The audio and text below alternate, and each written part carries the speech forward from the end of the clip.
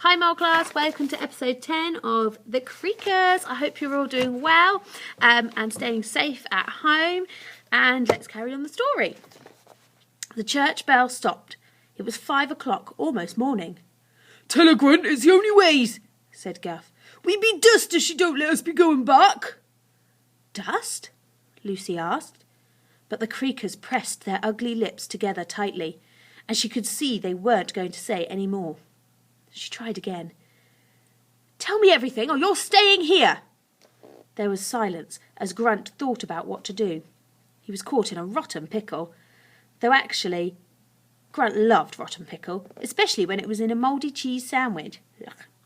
This was more like being caught in a fresh strawberry for Grunt, which he hated.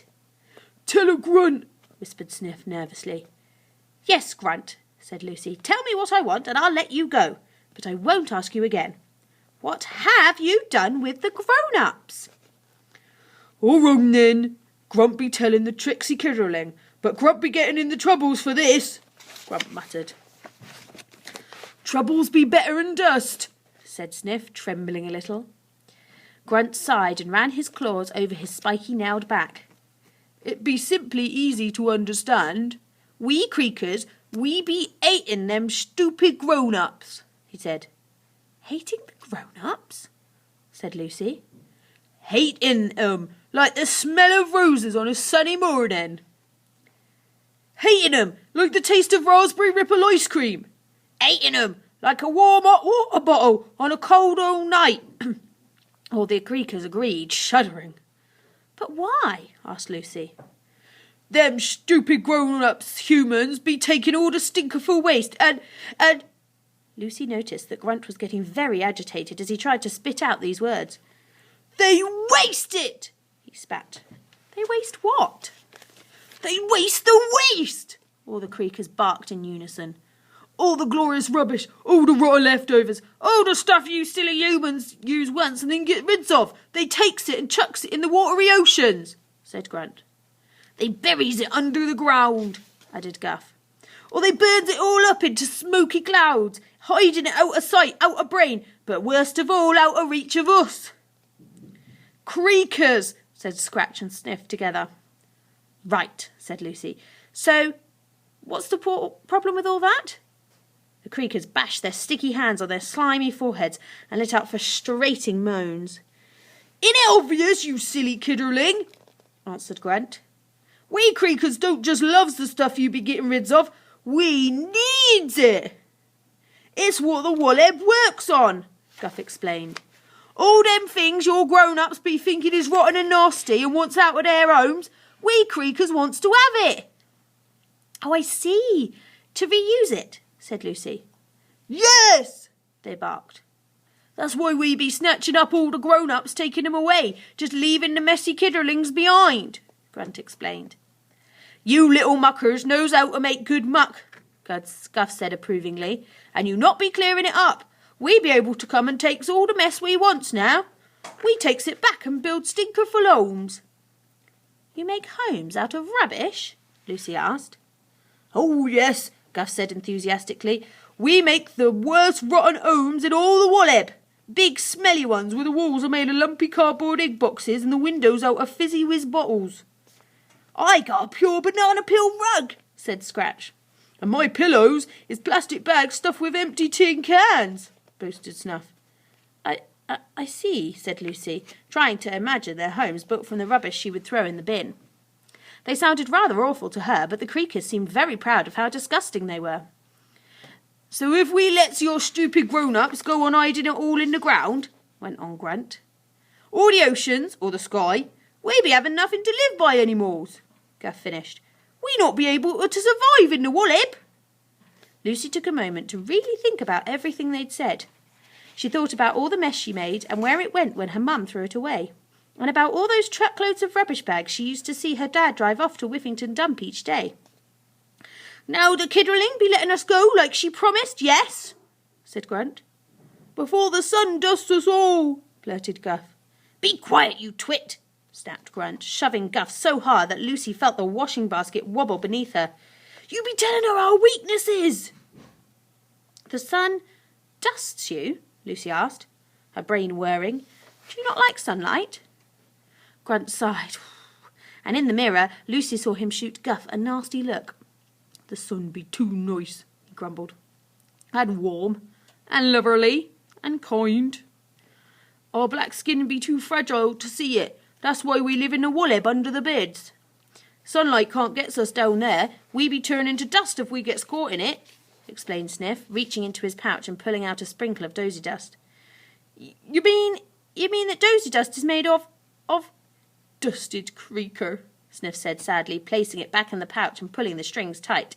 That be why its magic works so good and powerful. Lucy thought of all the times she'd had little golden crumbles in the corners of her eyes when she'd woken up.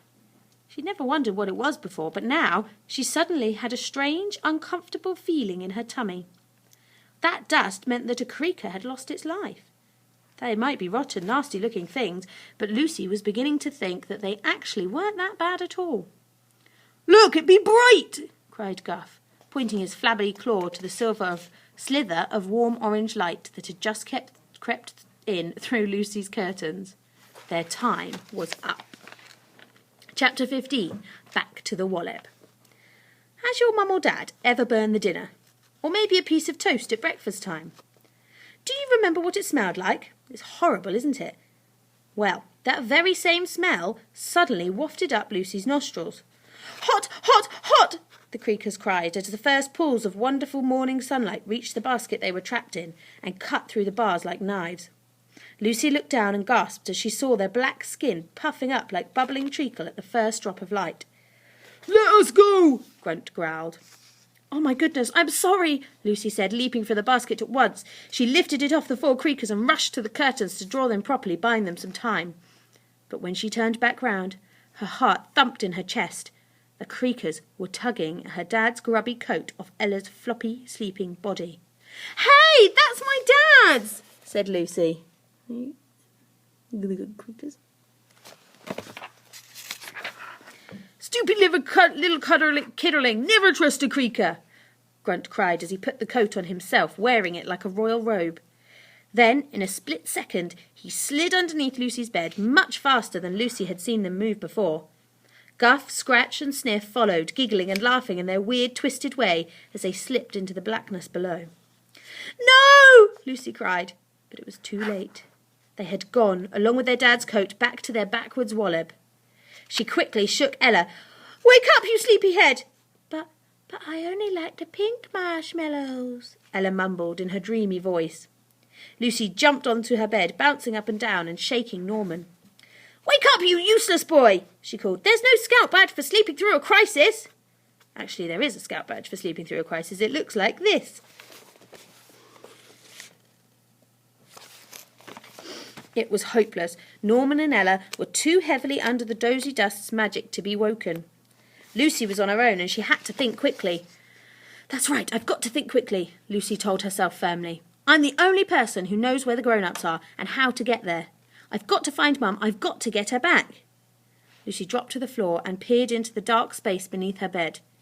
The wooden boards appeared to be normal, but Lucy knew better now. She reached out slowly and prodded one with her fingertips. The floor wobbled. The wormhole to the Wolleb was still open. But as Lucy thought this, the floor gave a little shake, and a bubble rose to the surface and popped, as though it was some sort of living jelly. Lucy pulled her hand back quickly and felt the warmth of the morning sun as it illuminated her room through the thin curtains. The sunlight must be making the wormhole close, thought Lucy. That's it. It's now or never.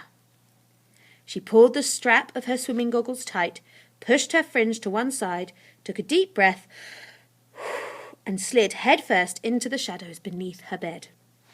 The floor swallowed her up whole. In an instant she sank into the squashy, swishy, wobbly, bobbly floor. She was back in the Wolleb once more. Lucy tried to relax, to let the sticky walls tighten and stretch around her, and finally spit her out into the strange Wolleb tunnel. She slipped upside down, or was it upside up? Either way, she felt awfully dizzy again as she toppled onto her bottom next to the hole that led to her bedroom. Suddenly the hole started to glow a glorious orange like a warm sunrise, before shrinking and disappearing completely. The wormhole must close in the daytime and stop sunlight from getting in, protecting the Creakers and the Wallop from being dusted, Lucy murmured. But that also means I can't get out. I'm stuck down here now, at least until it gets night in time in Whiffington again. A Creaker laugh echoed down the steamy corridor, and Lucy saw 4 twisted shadows scurry off in the distance. "We got the stinker for a jacket!" she heard Grunt cackle. "Scratch be using it as a duvet to sleep in. Sniff wants it as a rotten rug. Guff be making a pair of whiffy coat curtains with it. None of yous be having this steaky thing. We be taking it to the king," Grunt hissed. "The king?" Lucy whispered to herself. "Oh, hell's the king!" the Creakers snapped in unison as they marched deeper into the tunnel. The king of Creakers, he must be the worst of them all, Lucy thought. And she was right. The Creaker king was the worst Creaker in all the Wallop. But even worse than that, what Lucy didn't know yet was that to rescue the grown-ups and to get her mum back, Lucy was going to have to face him. Don't tell her. Okay, I'll show you that last picture on that last page. There you go. Lucy. Running after the Wallop. Have a lovely day, and I'll see you again soon. Bye-bye.